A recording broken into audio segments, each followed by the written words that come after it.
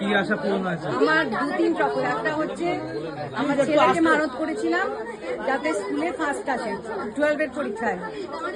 ও একদম high scorer এবং ও Melbourne ইউনিভার্সিটিতেও chance পেয়ে গেছে।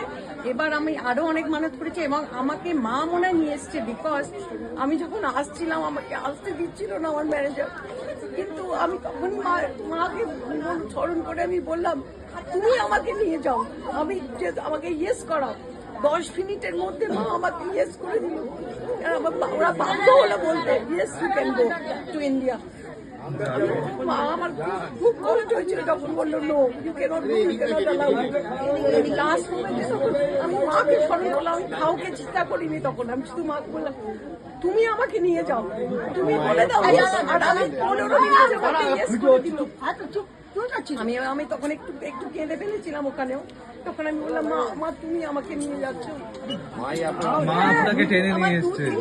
2-3টে মানত আমার আরো ছিল, সবই পূরণ করেছে। মা পূরণ করেছে তো? এবং শুধু তাই নয়, আমার আর এক বান্ধব মানে বৌদি আছে, ওনাকে আমি ফটো স্ক্রিন করে পাঠিয়েছিলাম, বলেছিলাম ওনার হাজবেন্ডের ক্যান্সার। তো আমি বৌদিকে বললাম বৌদি তুমি মানত করো। তখন মানত, তারপরে আমি আসার 2 দিন আগে বৌদি বললো ঝুমা আমার মানত পূরণ হয়েছে। আমি তখন বললাম বৌদি তুমি যাবে ইন্ডিয়াতে, গিয়ে ওখানে গিয়ে পুজো দেবে, আমি তোমার পুজো দেবো না, তুমি আসবে নিজে।